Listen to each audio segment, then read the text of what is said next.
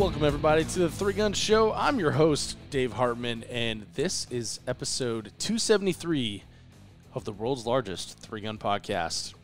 Today, we have a mid-match discussion that I've titled Respect the Shot, and that is a mantra that I've been repeating to myself when I go to matches or am training up for one, so I kind of like it.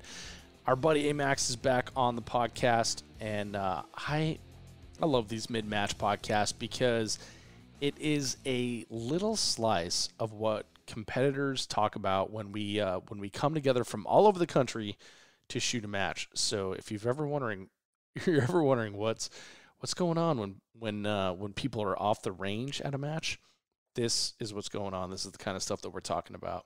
Before we get into the show, I have some big news, huge news, huge. Born to Three Gun is back. That's right. Our most popular t-shirt design is back, and this time you can get it in black, which has never been available before. I also have available Born to Three Gun coffee mugs and hoodies. Oh my, we've never had those in Born to Three Gun before as well, so you can get yours at threegunshowproshop.com. And if you want a preview of what they look like, I'll be dropping a video this week on the YouTubes and the Facebook where I feature the gear, and I'll be posting photos all over social media as well, so you won't be able to miss it if you're into Three Gun Show stuff. I can say that these shirts and hoodies are incredibly comfortable, and the mug will hold 15 ounces of your favorite beverage. With Christmas coming up, be sure to pick up the whole set for the three gunner in your life at threegunshowproshop.com. This podcast is brought to you by the good folks at JP Enterprises. A few podcasts ago, we told you about a plan to shoot heavy optics division at the 2020 Texas Three Gun Championship. I was out this weekend at the UML Trad Natties and recruiting more, and I think I got a couple more. I also published a video on Facebook and YouTube about that, so if you haven't seen it, go and check it out. Anyway, I think I've settled on a complete upper from JP Enterprises. I'm pretty sure I'm going 16-inch for my 308 build, and I'm just going to put it right on my 6.5 Creedmoor lower that I've already got, and I'm going to go shoot heavy division at Texas Three Gun. It's going to be a good time. JP Enterprises has absolutely everything you need to set up yourself to shoot this match with us. So if you need a 308 of your own, pick up one of their 308 Essentials rifles. If you're on a budget, you can get a 16 or 18-inch 308 minus a couple of the really cool Go Fast parts for under $3,000, and it still includes JP's Super Match barrels. So you know that if you're missing targets, it's not the barrel, it's not the gun. It might be you. Or, option 2, pick up a tricked out LRP07 with all the goodies, the heat sink, the low mass bolt carrier group, the silent capture spring, all that good stuff, all the things that make a JP rifle a JP rifle. Either way, come shoot heavy division with us, but get your stuff from JP Rifles, and that is jprifles.com. All right, that's all I've got for now. Again, I've got a video going to be dropping over the next couple days here, and it's going to have the Three Gun Show merch in it, but it also has a new offering from IWI, which is the Tavor TS12. So this is a bullpup shotgun, and you're going to want to see the video I put together. So enjoy this podcast, Respect the Shot, with Adam Maxwell. Adam, welcome back to the podcast. What's going on, Dave? Dude, big day. Yeah. Do you know why? It's Dylan's birthday. Yes. Next time y'all see Dylan, tell him Feliz Cumpleaños, because, yes, it is his birthday. But this is your first podcast with the soundboard that you did the GoFundMe for. Oh, yeah. Oh yeah, I did that. What was that last winter? Yeah, it was last winter. Yeah, And this is it. You ready? All right. So the first button is the Three Gun Show theme song. Yeah. All right. And the next one is like the transition. Oh my god. I know that tells you like just hard stops in the show. This is like the fourth greatest day of my life. It's pretty amazing. We'll talk about those other 3-year-olds. But then moving on down, we got this one.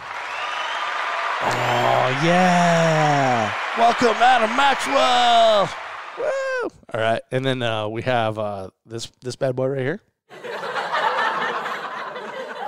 Need a little help? Nice. You might need some help. Apparently, wow, that's a long one. Takes a while to die off there. Jeez, come on, shut up, lady. All right, and then we got this one. Oh, hey. Yeah. That's when you throw one of those stinkers out there, a little dad joke. Hey, Boom, chow. and then if you got control of the board and you don't like the joke, So I'm so complete right now. and then of course there's moving on down. We got just in case you get out of hand, I just have to swear you. I might need to make that longer. Do you people know how many times I've asked Dave to bleep something out and he hasn't actually done it? I have. You have. I've done most of them. Yeah. But. And then the last one we have is when I got no clue what you're talking about.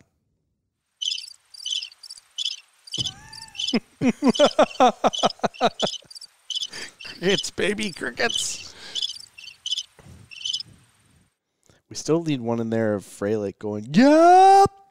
And then we need Jerry. Like, I'm just going to go through the interview I did with Jerry and just pull out, like, all his good isms and throw them down. Oh. The cool thing, though, is so we're looking at, like, 8 buttons on this thing right now. Mm-hmm. And I'll save you the Three Gun Show theme song because it is, like, 3 minutes long. But if you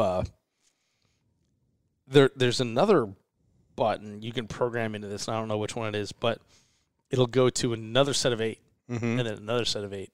Yes. And I think the sets of 8 are infinite. So we could have like a whole Jerry soundboard. Well, the thing is, you gotta be quick on the trigger with them. Mm-hmm.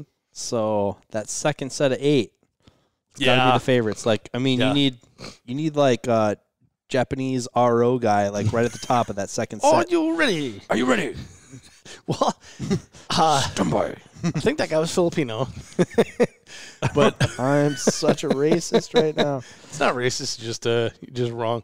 Yeah, but just wrong on the Asianness. I talked to someone that heard the podcast that Jay Christensen and I did, where we were trying out the buttons, and he said it was funnier when we'd press the wrong buttons. Because like, oh, we're looking for like a good joke and a drum roll. Oh, that's not it. Like, oh, is it this one? Oh, no. I want this one. Oh, no. Oh, yeah. I was so excited. Yeah, I've been wanting that aspect to be added to the Three Gun Show for so long, and I started that GoFundMe as a joke. I didn't think anyone would actually pay money. I was pretty bummed when I saw that was filled. I'm like, damn it, now I got to get a soundboard. Yeah. But Dave was like, if you want a button board so bad, why don't you buy one? And I'm like, I'm going to put it out to the people. If the people want it, they'll have it. Well, so then when I started researching soundboards, like this unit that I have here, this Rode Podcast Pro or whatever the hell it's called, came up, and this actually records the podcast and has the buttons on it. It's pretty incredible. And it's funny because like this thing here took the place of probably 5 pieces of equipment. Yes, and like for those of you at home who've never seen like Dave's podcast gear, like before it was like it had some big like toolboxes before. Like it was kind of a big thing. It was kind of a production to travel with. Oh yeah, it still is, and like just traveling with it tends to be kind of a pain. Like even this thing here has like a pretty large form factor.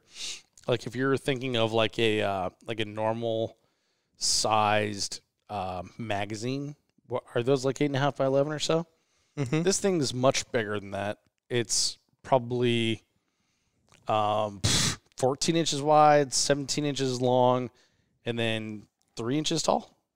So this, The size of a back in the day laptop. yeah, this is the size of the back of a day in a laptop. That's a good way of putting it. But it does take up like a lot of space, especially when you're traveling. So far, like when I've flown for matches, I've still taken the older one. But I brought this out to Jeff Kirkwold, and we did the entire Jeff Kirkwold podcast on this.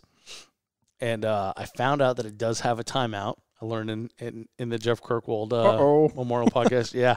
So we need to fix that. We need to figure out what's going on with that and fix that little guy.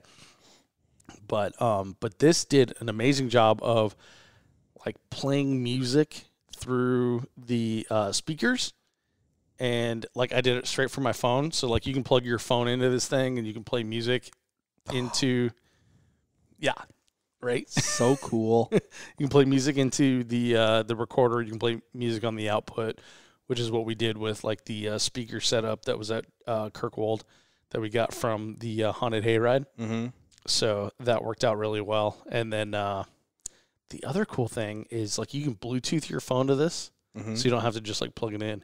But if you have it plugged in or Bluetooth, you can actually accept phone calls on your phone. So. Oh. I know. So at some point here, we're going to have to do a call-in show for the 3 Gun Show. I think so. What you think about that? 3 Gun Show New Year's Eve. Oh, now we're talking. Hey, I love the 3 Gun Show. Let me just tell you. Why is everyone calling in this drunk? Why is everyone calling in?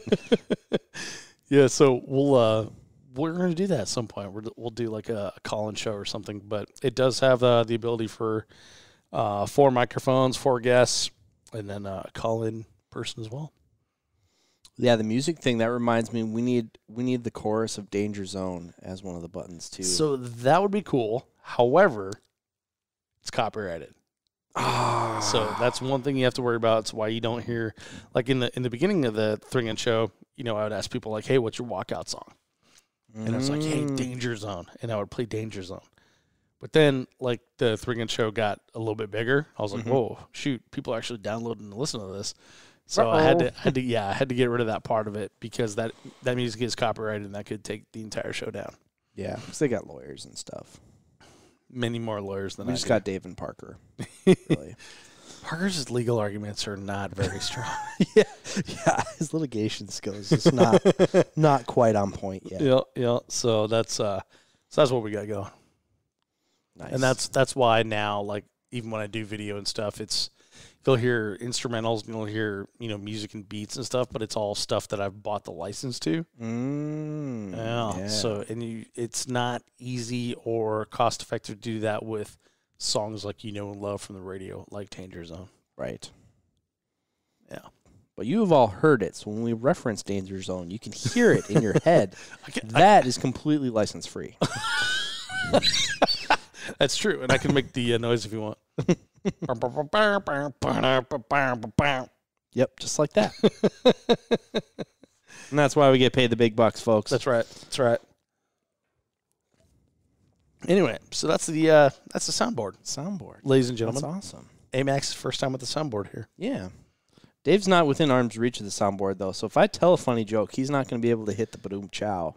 Well, say something funny. Right? See if it happens. Yeah, right. I'm waiting. Oh, man, I can't do it IQ. I know. It's like, tell the joke, funny man. Make me laugh, funny man. Yeah. Dance monkey. Yep. So, hey, Max, what's our topic tonight? Dave. So, should we set the scene of where we're at? Yeah. So, we're in a Verbo.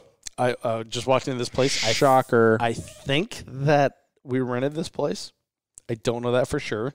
I'm armed in case they try to kick us out of here. So the garage door opener and the key that I was given by Jay Christensen definitely fit this place. So I'm assuming this is where we rented. Seems legit. But I haven't been here before. It's dark outside. It's Texas. There's not a lot of light. Someone's been sleeping in my bed. Yeah, every bed here has been slept in for sure. But we're shooting the UML, United Multigun League, Traditional Nationals in Navasota, Texas. Yes. Trad Natties. Trad Natties, if you prefer. Which is the coolest nickname of a match ever. Yep. You know it's cool because Ruben came up with it. Oh, really? He comes up with the good stuff. He does. Yes. And it usually sticks. It does usually stick. Yeah, so Trad Natties is what we're here shooting. So this is a 3-day or a 2-day match. Mm-hmm. If you're looking to shoot it in the future, I would recommend 2-day because I chose 3-day, and today I shot 3 stages. Tomorrow I'm shooting another 3, and then Sunday I'm shooting 5, which seems like not good math. And I wish I would have just shot it in 2 days. I don't know, though, because normally I'm with you. But, like, today when we only shot 3 stages, it was like, I feel fairly fresh. It was kind of nice, you know? Like, you didn't, Yeah. it was like, oh, that was very little exertion. I mean, I guess we're done. there are a few things in this world I enjoy more than shooting 9 stages of 3-gun in one day. But, man, 8.5 and 9 get pretty rough. Yeah. I mean, it's pretty tough. I was talking to James Carshoot. He's a 3-gun show patron. Yeah. He's a cool dude. And he is shooting 8 and 3. 8 and 3? Yeah, 8 and 3. So 8 stages Saturday, 3 on Sunday. Yeah. That sounds like a terrible idea. Also a mismanagement of time. I just figured there was no way that the two-day guys were getting a fair shake. It has to be like 6 and 5. The other thing is, like, if you're going to have a format, if you're saying, like, we have a 3-day format, it's only 3-day. Don't open a 2-day for everyone else. Like, I know you want to get other people in there, but it fucks everyone else's schedule up. It fucks everyone else's. Oh, that's not the. It fucks everyone else's schedule up. when you add in 2-dayers, you know, and like that's one thing I see a lot is 3-gun. We want to be all things to all people, and we want to bring people in. We're business owners, so we want to bring in more customers. So. Yeah. Yes, we will let you shoot the 2-day format, or we're going to let you shoot PCC in a 3-gun match or something like that. But it basically just ends up damaging the experience for everyone else. Yeah, and I was definitely on that side of it on the beginning. But, like, now I was like, oh, I think they could get a 2-day through without, I think those people could get a fair shake. But to make it fair for 2-day people, it's now dumb to shoot the 3-day. So why not just make it 2-day to begin with? Yeah. Why even bother? That's a good point. Yeah. I don't know. I think why not just give everyone a fair shake and do a 2-day? Well, I think it works better if there were more people. Like, I think they could accommodate more people in the 3-day format than in the 2-day format. Oh, I totally agree. But I'm just speculating. I don't. Yeah. So, do you know how many people we have at this match? I don't. I don't either. But I'm led to understand that it's lower turnout than anticipated. Yep. So that's probably why they added the 2-day. Yeah. Just to get other people in. And here's the other thing. We should mention this. So Thursday, walkthrough day, is October 31st, Halloween, right? Mm-hmm. And then today is November 1st. It's Friday. So right there is like you're dealing with a family thing. And then now you have 2 days off of work if you go to this match. So you get 2 days off of work, plus you got to miss your kids going and doing trick-or-treating if that's a thing in your life. So I understand like why some people may not be able to commit to the 3-day format, or they may want to be more flexible or something like that, because life happens and stuff, and there's other things, but everybody else made a sacrifice. So yeah, it's just kind of I don't want to dump on the match too much, but like this is frustrating for me because is it dumping on the match? I don't know. I feel like we're being kind of downy right now. I don't feel like this is dumping on the match. I feel like this is just this is like a match higher level scheduling thing. I wish this match was bigger and more successful than it is, because I like the concept and I like the venue. Do you want to explain the concept? The concept being, like USPSA, each division has a nationals, right? Like there's a single stack nationals, there's high cap nationals, there's whatever. Right now is low cap nationals. Right. Single stack in production, right? Right. And so the idea is that there's 2 scoring systems in UML, Expedition and Traditional. There's an Expedition Championship, Safariland. Mm-hmm.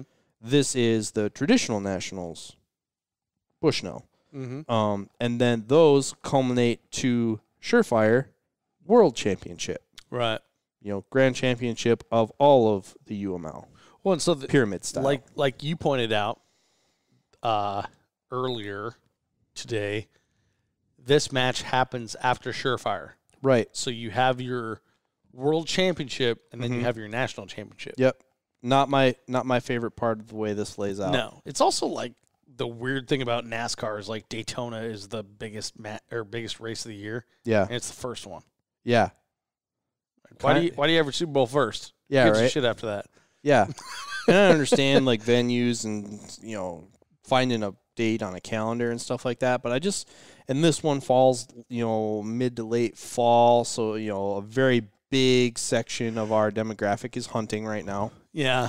I mean, that's a big challenge for me is traditionally this falls on Minnesota deer opener. That's a family tradition in my same in Colorado. Like Yep. we did the Big Bend Blast and Dash last year in October, and we could hardly get half of our people to come. Right. Because they were out elk hunting or something. Yep. But I really I was thinking about today, it's kind of like you don't need to go to exotic locations to play golf. You can probably play golf at a, pro level course within 3 hours of wherever you may live. Yep. But I remember one time specifically in college, a guy was like, I just love playing golf in Arizona because I just like the contrast of this grass out in the desert and blah blah blah. Like it was an exotic place to play golf, or like any of those video games, those racing or sports video games where they put them. It's still the same thing, but it's in an exotic place. Yeah, like this is New Zealand. Yeah, you're gonna run a rally stage in New Zealand. Yeah, take your fairly bland range 3-gun thing, put it in an exotic place. Basically, there's nothing super fancy about these stages. Just so happens that the backdrop is a pond, where your bullets splash in the water, and there's cows running around, and there's natural terrain. This is actually a natural terrain match. Half of it is, yeah. There's just kind of some exotic features about it, and I really like that flavor. But that's why I wish this was sold out and whatnot. But I'm just not sure, because this is really the only match of the year in UML that they run on the traditional scoring system. Mm-hmm. Everything else is scored Expedition. I think ultimately this scoring system is going to go away. I think I even heard, I'm not going to quote him, but I think I've heard Pete say he made this score set for the naysayers of kind of well, we want it this way. He's like, all right. He actually said it on the podcast. Yeah. That you were on as well. Okay, so I'm not making that up. Yeah, and he said that he wanted everything to go to Expedition, which I don't understand why. Does he just want to speed everything up, or does he want to make penalties less litigious, or what? I don't know. Let's have him on the show and we'll ask him. Yeah. But, it's a good point. But I like this match. I like this venue. So it's a fun match. I wish more people turned out for it, but we do have some pretty good talent here, so I've been watching the UML Traditional Nationals Facebook page, and Pete does his usual live stream thing, which anyway, one of the things he said was he called it Knockdown Nationals, and then he and Jeremy kind of laughed at that, which I thought was is that an inside joke I don't know about? And then several other people I've talked to after that, I asked that shot at last year because I did not.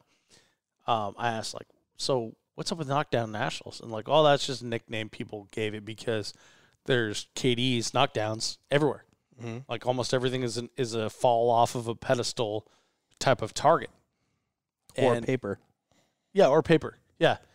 But that said, shooting the match today in the 3 stages we shot, there's a shitload of knockdowns out there. Yeah. And it's awesome because, as you've said, the greatest thing about shotgun is that everything you shoot explodes, falls down, or goes bong. Is that right?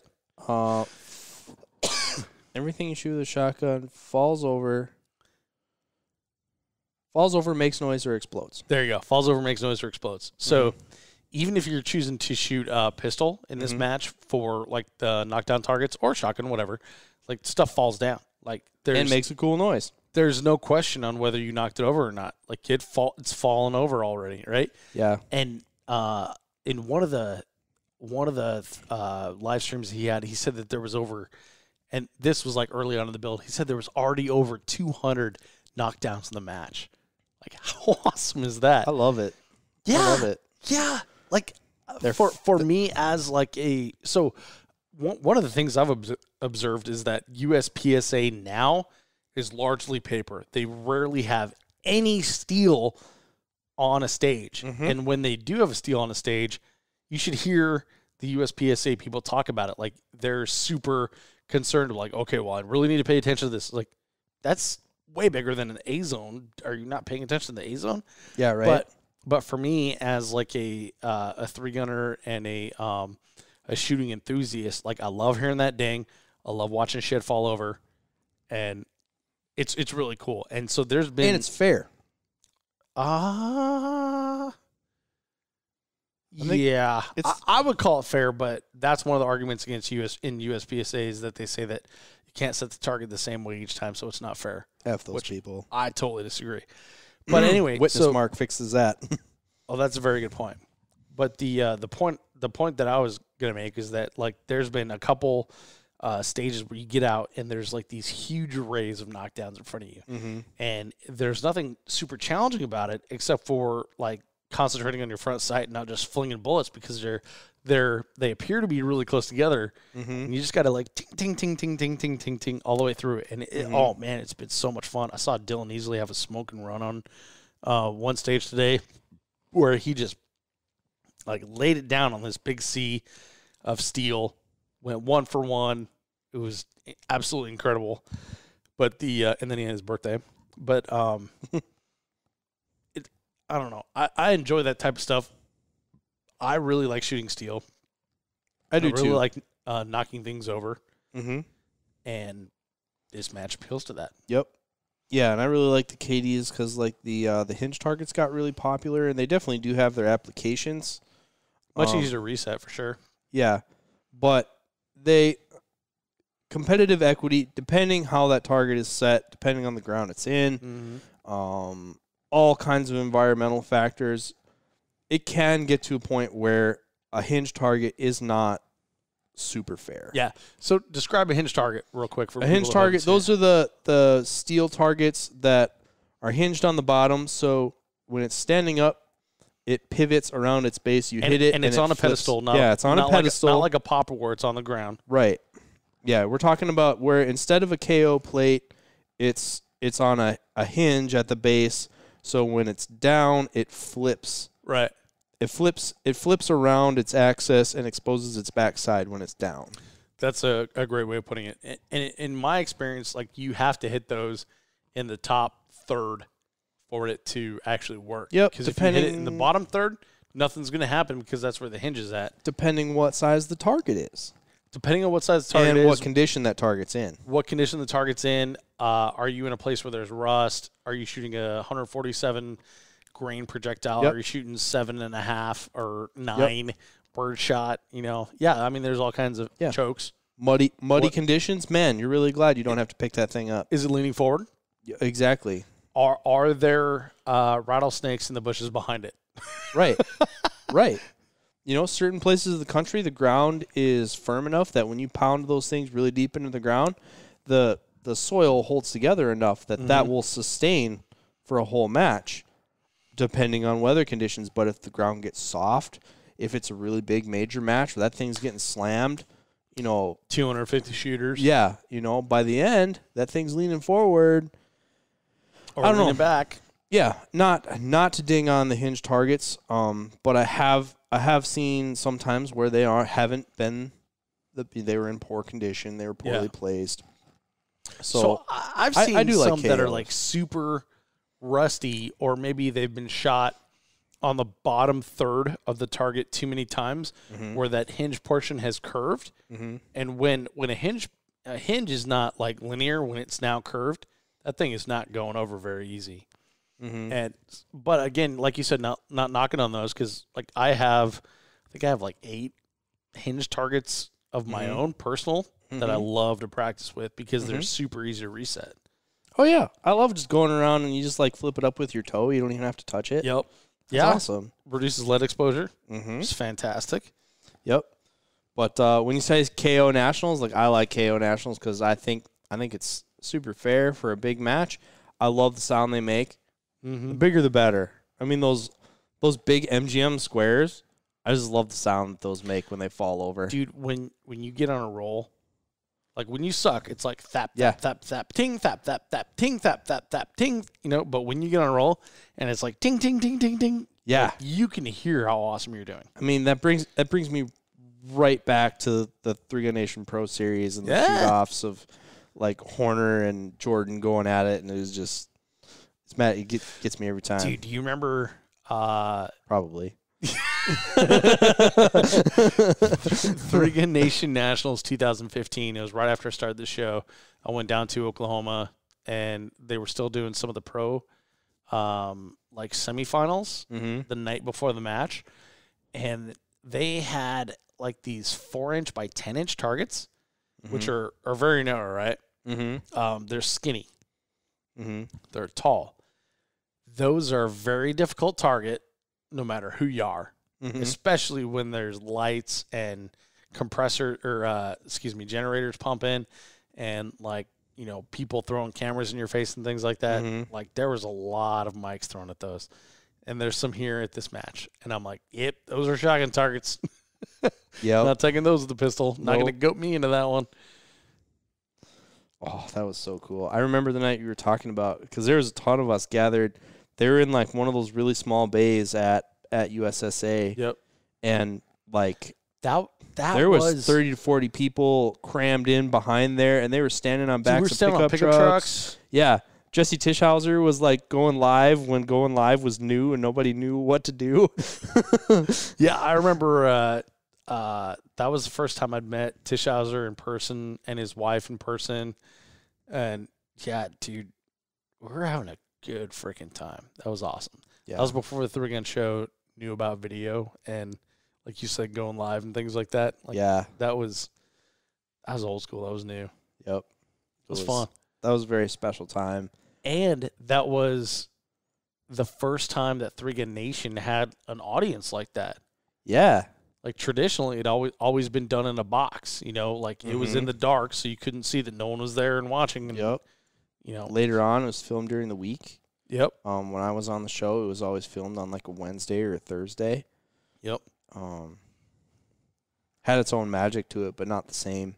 Yep. Not like that Nationals, where there's a big group. That was cool. Yeah. That was really cool. That was fun. So,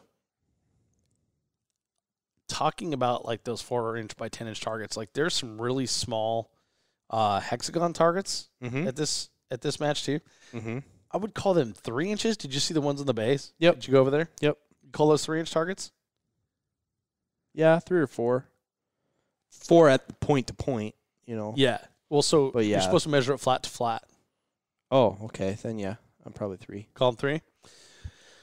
Yeah. So those look like they're goading you into like, there's a shitload of them out there. So you're trying to think like, okay, well, there's a lot of those. It's going to take me, let's see, this many loads of the shotgun if I'm shooting tac ops, or one whole box stuff if you're shooting open. But with my pistol, I get 21 shots. With your pistol, you get 27 shots shooting open. So it seems like it's trying to goat you into like shooting pistol. Have you not seen those before? I have. You have? I have. Haven't seen them very much. I'm going somewhere with this. Okay, good. Remember our original topic? I do. I was getting ready to go there. So I have seen those quite a bit, but only in Pete Rensing matches. I've never seen them anywhere else. Yep. And my opinion is those are the replacement that they have chosen for a clay target. What do you think about that? It's an interesting concept. Yeah, that's what I guess. But they can also be shot with a pistol. So now you have air quote options, which all knockdown steel in UML is shotgun or pistol optional, right? Mm-hmm. So now you have air quote options. But you look at that and you think like, well, that's just way too small. There's no way that I'm going to sit here and throw. It's a sure thing with a shotgun. It's a sure thing with a shotgun, yeah. And that's what you have to figure out. And it's like we were talking about with those 4x10s, and that's where I'm going with this is like, so based on your skills, your personal skills, Adam, as an Adam, and maybe you can give some advice to people at home if they come across these and like how they were judging it. Like, where do you draw that line between, like, I'm going to shoot this with a pistol or I'm going to shoot this with a shotgun? Like, this is worth makeup shots. This is not worth makeup shots. This is worth the time for me to stuff my tube-fed shotgun. This is not worth the time for me to stuff my tube-fed shotgun. Like, where do you make that? Where do you draw that line? Is it a fuzzy line or is it a firm line in the ground? Well, now being an open shooter, I'm not really scared to shoot things with my pistol anymore because all shots are easy with a pistol. Because there's a dot. Because there's a dot. Sight alignment's not a thing anymore. Which is funny because you also have more available rounds in a shotgun. Right. So for me, you basically just have more of everything. Yeah. For me, those decisions really come down to ammo capacity. So where are you going to be at in your ammo situation when you arrive at that target? Array. And then proximity to a dump. So do you have, is it something that you can shoot and then get rid of that gun, go to another gun, or are you kind of committed to one gun or another? I gotcha. Are you in the middle of a bunch of paper that you got to shoot, or are you in the middle of a bunch of steel that you're mowing down with a shotgun, or is it at the end of an array with steel that you could shoot with a shotgun, get rid of the shotgun, and then go to something else? Yeah. So if you have paper somewhere in there, there feasibly could be a situation where you'd have to backtrack and go to like a pistol or something like that, right? Yeah. Whereas if I was still shooting limited or tac, those things would scare the shit out of me. Oh, my God. So if you were shooting limited or tac, like those are obviously shotgun targets. For me, yeah. Yeah. For me, yeah. Keeping remembering where I come from and all that stuff. So how far away are those targets, you think? 7 yards? Yeah, usually they're in that like 7 to 10. 3-inch target at 7 yards. Yeah, Pete's not beyond putting those further out though. I've seen him. No, but for context for people listening, that's what we're talking about. Yeah, usually they're pretty close because he's trying to bait you into shooting your shotgun. Right. Is he trying to bait you into shooting your shotgun, or is he trying to bait you into shooting him with a pistol? Because those seem low percentage pistol shots to me. Like if we're at the practice range, I could stand there, I could look at that target, and I could ting one shot every single time. Mm-hmm. But on the clock, if you're running into a position, you now just like stuffed in a whole fresh mag, and you're bearing down. Like now it becomes a difficult shot, or at least a more difficult shot. Yeah, I think Pete's more. I don't think he has an end goal in mind. I think his goal is he wants you to think about it hard. Same thing with a lot of the rifle stuff. Like you don't see a lot of super long range rifle in Pete's met. Not to say there's not long range, but you don't see like he has every opportunity here to have a 500 or 600 yard shot, and he doesn't. And that's one thing I know. So going off on that side road, it's one thing I noticed today is like I shot all 3 of the air quote long range stages today. One of them was out to like 228. One of them was out to like 215 or whatever, and one of them was like 325. 325 is an adequate target, and I know everyone's like, we shoot 500 at my club match. Right. Sure. But it was an 8. Of course you do. It was an 8-inch octagon though, wasn't it? Yeah. At 500 yards. You're shooting a full-size IPSC target and you're going prone. Right. And maybe that's the only thing you're doing. Yep. Whereas we were at the end of a stage. We were off of a tank trap barricade that we could not have gone prone and seen those targets. And we're shooting I think was it a BC zone maybe? Or maybe it was like a 10 by 12 or I don't recall. exactly which target it was, but they were challenging enough. Yeah. And like, how challenging does it need to be? We're not shooting precision rifle match. It's not necessarily small, but it's smaller. Yes. And so he's trying to make a challenging shot. You don't have to put something way out in Timbuktu to make it a challenging shot. And because he comes from Las Vegas, where he may not really have the ability to do that, whereas like here in Texas, is like I always say, is like, we want to make stuff hard, put it really far away, because you can see it really far away here. Yep. But it's kind of like one of those things, like one of those OODA loop things, where if he puts that target, a smaller target, on a long range, rifle shot, or he puts a really small KD target really close, it's the same decision. Like, well, man, that's pretty close. Yeah. That's a pretty easy pistol shot. Or is it? Yeah, right. I think that's more his end game than trying to steer you one way or the other. And that was at the Wyoming Governor's match. There was a couple shots where I was like, oh, that's a chip shot. And Greg Jordan would like stop mid stride and just like dead stop, turn around, look at me, and I'm like, oh yeah, I'll respect the shot. He's like, that's right, you will. And then he just goes on and walks again. I was like, oh yeah. Greg's looking at me like, WTF, mate. So I think I need to respect that shot. I have not spent much time with Greg, but I do enjoy that mental picture of him just stopping and looking at you. In the middle, like turning around looking at me like, oh yeah. Let me tell you something, son. I'll respect it. He didn't even need to. It was just like the look on his face. Like, yes, I'll respect the shot. Yes, you will. Okay. Yeah. Let's move on. Yeah, he can put a look on his face that has the Jeremy Gresham. Let me tell you something. Yeah. Oh boy, let me tell you. That's what Gresham would say. So the what you were saying is like Pete seems to be setting these stages up to make you want to choose. Mm-hmm. The choice you will make depends on your skill set. Yeah, your skills and ability, right? Yeah.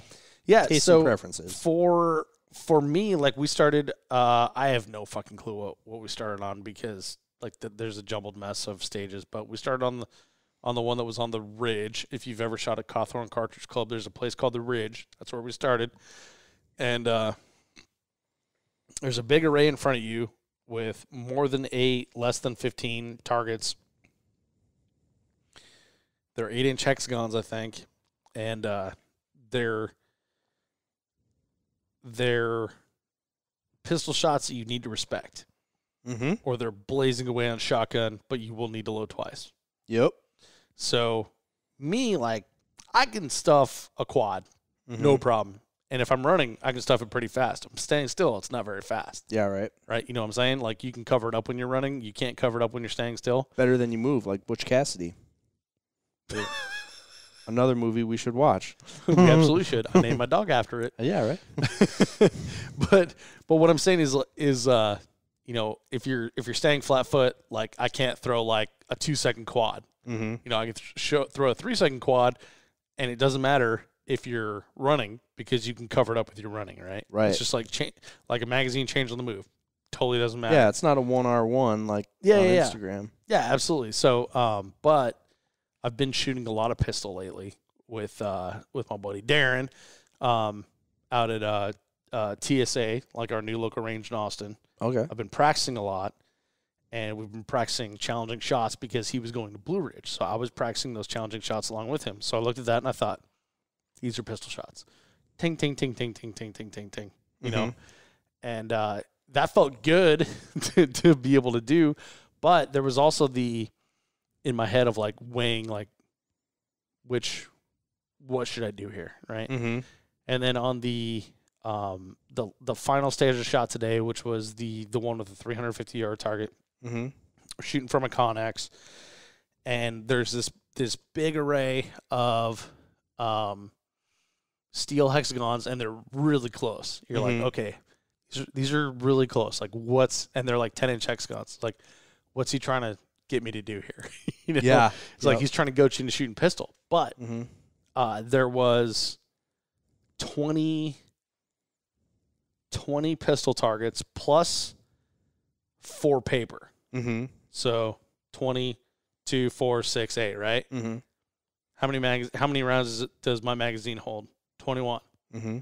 in TO, right? With a stock STI magazines. So it's like somewhere in there you're gonna have a magazine change, or you can come from the previous position where you shot your shotgun, stuff a couple quads on your way up, shoot a few things with shotgun, and then dump and go to your pistol. But now you have that transition in there, and you can't just transition along the way and hide that transition.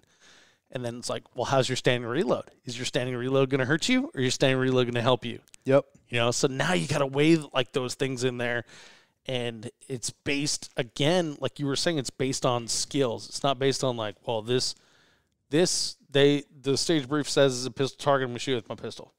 Or this stage brief says it's a shotgun target, I'm going to shoot with my shotgun. Or it's so stinking obvious that there's no other way you could shoot it and possibly be a smart human. You know? Yeah. It's like those were actually legitimate things that you had to think about along the way. Yeah. And that's what I like. You know, that's what keeps me coming back is that aspect of the game. That is the newer aspect of it that I really like and that I don't miss about the old days. The old days for us. Right. So like when you look at these on the surface, when we were walking through yesterday, you look at some of these stages and it's like, you know what, there's not really anything super complicated here.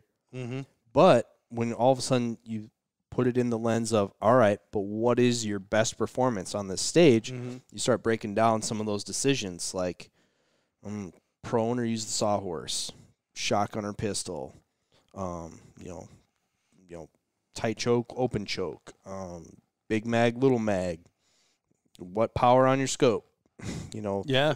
When you start making those choices, now you have lots of little choices that have little consequences, but it's all cumulative on the clock. Right. So, well, that's a good point. And I don't think we've talked about this on the show. But since we're on the topic of USSL matches, Wyoming Governor's match was fucking awesome this year. Rub it in. I will, because it was amazing. It was fucking awesome. And as you know, I was leery of going to the match. Because I went to the first match 2 years ago, and it was the absolute worst match I have ever shot ever. Yep. And then last year, it wasn't any great thing to talk about.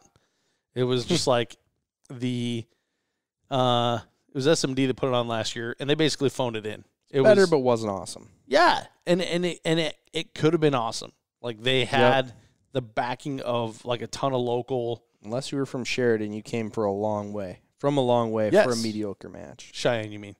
But Sheridan's actually closer to Cody. Let's not get into geography. But if you aren't local to Wyoming, which most people weren't. Cheyenne. Yes. So, but they had the backing of like a lot of clubs in Colorado, and they just didn't do anything with it. Like it was just. We talked about it. You can go back and find it. Yeah. So there's no reason to rehash that one, I guess. But this year, when I heard Pete Rensing was taking over, I stopped Pete at Clash Bash. I was like, dude, promise me this is going to be good. Promise me this is going to be good. He's like, it's going to be the best match I've ever put on.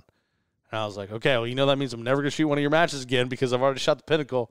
And then we laughed. But I was like, okay, well, I'll trust you and I'll go to it. And he did not let down. Like, Wyoming Governor's match was absolutely incredible. You heard Garrett Grover talking about it at dinner tonight. Like, it was an incredible match. Yep. It was so well done. All this, there was no, you know how, like, you go to like an 8-stage match or 10-stage match, and there's one stage you're like, this is the last one they put together. They were all out of ideas, and they took everything they had out of the Connex and just put it on the stage. Yep. There's always one of those stages, right? It's usually either stage 7 or 8. Facts. And I get it, because it's hard putting on a match. It's hard. It's hard coming up with 8 really good ideas for stages. It's hard keeping your crew, your build crew in it for the whole time. Like it's just difficult. So I understand that. There was none of those stages of Wyoming Governor's match. Every stage was like, dude, this is fun. Mm-hmm. was really good. It was really good. I'm so bummed. It should be. I had to make a choice. I had to leave one, and that was one. Which one did you shoot in lieu of it? It doesn't work out necessarily that way. I gotcha. It's kind of like Texas Rig Gun last year, right? Yes. Yeah. Yep. But which professional and personal life also mixed in there. Oh, so. totally. You did a really good job of coming Texas Rig Gun this year because that match looked absolutely incredible. Yeah, and the 2 matches that I decided to go to last year stunk. So yeah, exactly. So it worked out in that vein. I'm really hoping that Pete is going to be at the helm of Wyoming Governor's match 2020 because I'll go to it if he is because it was that good. 100%. Yeah, and then there's all the other things that go along with it as well as far as like the Cody Farms Museum has their little banquet and stuff like that, and there's of course the governor was there this time. It was new governor, and he seemed really excited to see all these people came to Cody to go shoot this match, which was really cool. Yeah, so thumbs up. Would shoot again. It's a great match. Sorry, buddy. It's all right. So. All right. Well, dude, it's 46 minutes in. We haven't. I was like, do you want to tie it off and start over again? We might. What are we talking about here? Well, I'm super triggered right now. Triggered by what? Talk to me about Wyoming. No, about. Are you triggered because you're a millennial? Well, yes. What year were you born? 87. Okay. Super triggered. Really close to being Gen X. Man, so close. I wish I was. Yeah. These people drive me nuts. I'm on the cusp, too, by the way. 80. Yeah. Yeah. But I'm super triggered right now about shotgun patterns and patterning for 3-gun. So do we want to make this an hour-and-a-half podcast, or do we want to tie it up here and go on to the next one? You're the host. I think I know what you want to do, but it's up to you. So you make the call. So, here's my dilemma. What do we talk about in this podcast that people can walk away with? What did we talk? Man, we talked about traditional nationals. Kind of what's talking about Trad Natties. Talking about cool shit that's happening. Yeah, kind of, and it's a little bit. It's kind of a little bit of a end of the year kind of thing. It is. Okay, tell you what. Let's tie this off. Let's talk about chokes in the next one. Yep. Okay. But real quick. Is this your last match of the year? Last one you have on the schedule as far as majors go? Yes. This is my last match. Yes. So, knowing what you know now, obviously we still have 8 stages tomorrow to shoot, or tomorrow the next day to shoot. But knowing what you know now, you're going into your air quote off season, which is also when we go back into the lab and we figure out what we need to do to fix things that we've maybe let go. What are you going to be working on for you? Honestly, I'm going to be dry firing. Okay, dry firing what? Anything specific? Period. Okay. 2019 for me in my professional life was a lot of biz dev stuff. Happens to be on the range, so amount of range time that I get to spend towards 3-gun is less. And focus just wasn't there at all.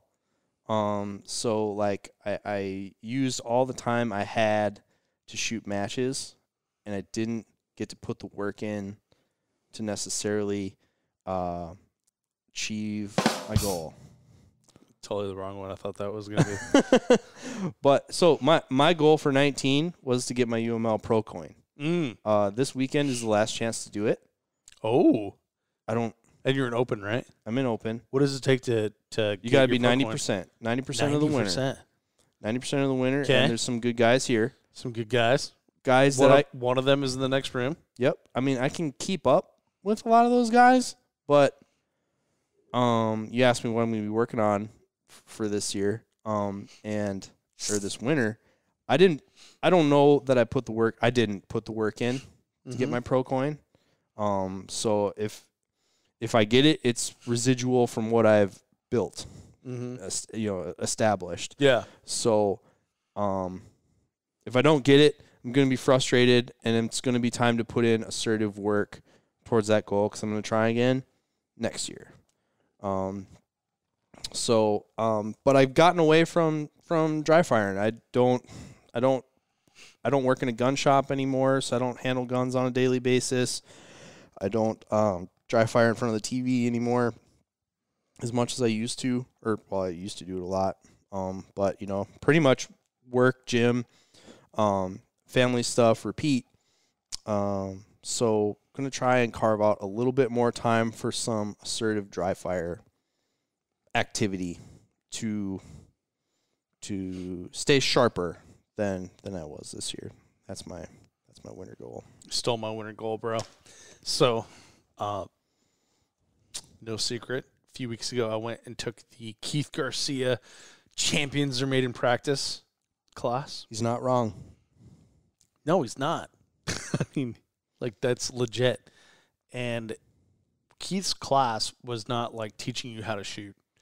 He did little bit of correction here and there and stuff like that, but it was basically this is a drill that you can take and do at your own range, and you can also do it in dry fire. Now, this is a drill that you can take and do in your own range and do in dry fire. Now, this is a drill, and repeat for all three guns, right? Mm-hmm. It was great. And so when I got back from that class, I did nothing. Yep. And then a week and a half after that class, I started looking at my calendar, and I'm like, hey, Red October's coming up. And I represent IWI, and they're going to be there. Mm-hmm. And I represent Vortex Optics, and they're going to be there. Mm-hmm. I want to do well. And I started dry firing those drills that Keith taught us, but with a whole new platform because I'm getting used to that. And one of the things I struggled with last year at Red October was where's the effing safety? Yeah. I think I told you how I jammed my finger into the action by unloading show and clear and letting it go. Yeah. And that normally is where I hold my AR is fine, but in the AK, now I sent this massive spring and this op rod and this bolt all smashing my finger twice, Adam. I didn't learn from the first one, and I can still feel the skin, how it's all jacked up on my finger. So it was all familiarity with the Galil. I would still go to training sessions with my friend Darren, and I would shoot the Galil. He would shoot his AR-15. So it was familiarity with that. It was 1-round drills. Boom, pick up that rifle, stuff that mag, charge it. First round on a 100-round or 100-yard target. Yep. Again and again and again.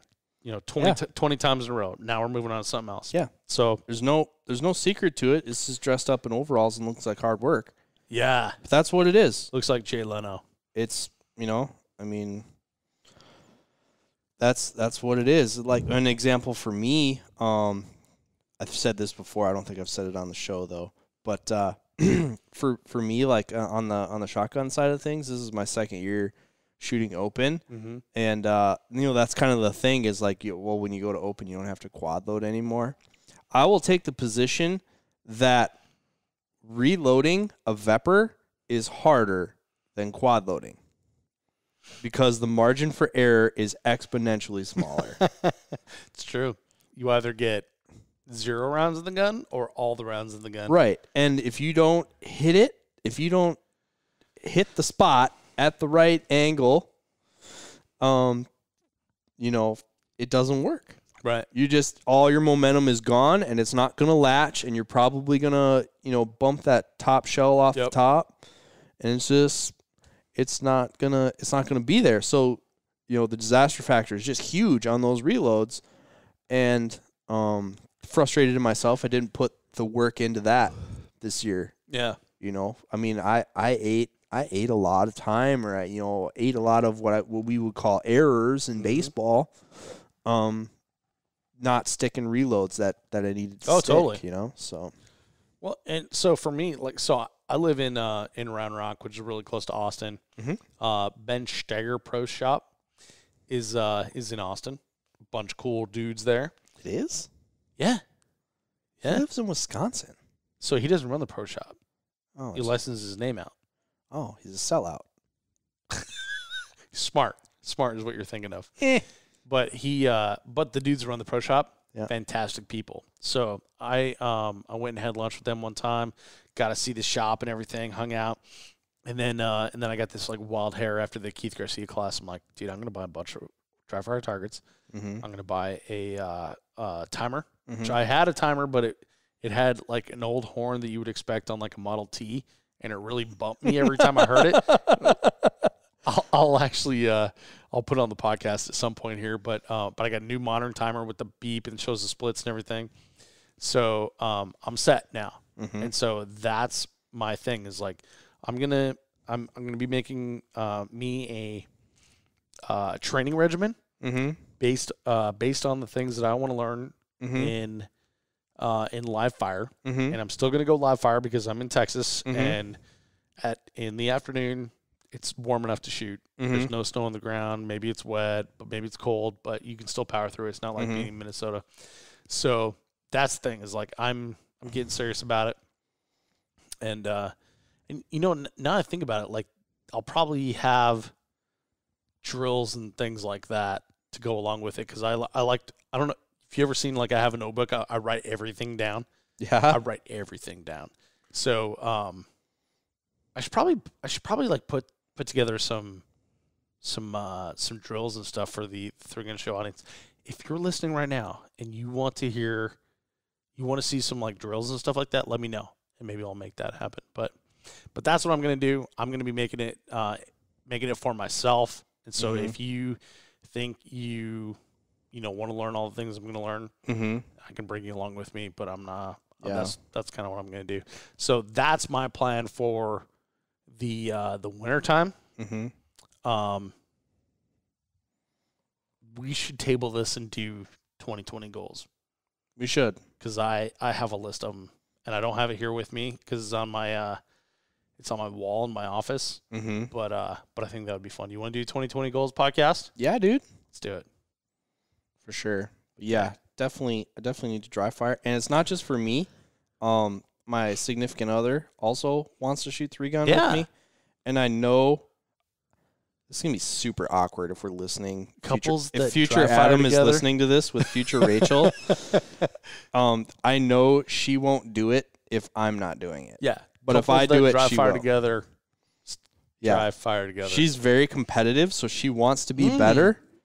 But that initial like putting the work in phase, she'll get her pepper out and dry fire with me if I'm doing it. But doing it on her own, I know she won't. So I want her to get better, so I'm gonna dry fire too. So that's my goal. You should make some drills for the 3-gun show audience too. Just what you're doing. Just write down what you're doing. Just write down what I'm doing, huh? Yeah. All right. We'll have a set of open and tack drills. There you go. There you go. There you go. All right. Well, so I think that about rounds out this rambling show. This is basically you and me catching up is what we just did here. Yeah, little catch up, and we're teasing 2 future shows. 2 future shows. One, we have Choking It Hard. Is what we're going to call that one. How to choke well, how to choke frequently, how to choke often, how to properly choke. So much innuendo. What do you mean? I don't understand. I don't understand. No. We're talking about chokes. Yeah. Okay. Anyway, how to choke a shotgun, and then 2020 goals. All right. Let's take a break and then let's talk about choking some stuff. All right. 3-gun show out. We'll see you next week. Do it. You want me to say it? Do it. Bye-bye, everyone. Thanks for listening to the 3-Gun Show. If you like this type of content, you can support us on a monthly basis for as little as $5 by subscribing on Patreon at 3gunshow.com/Patreon. You can also give your business to the companies that support the 3-Gun Show, including Vortex Optics, IWI, and JP Rifles. Until next week, I'm Dave Hartman, and I'll see you on the range.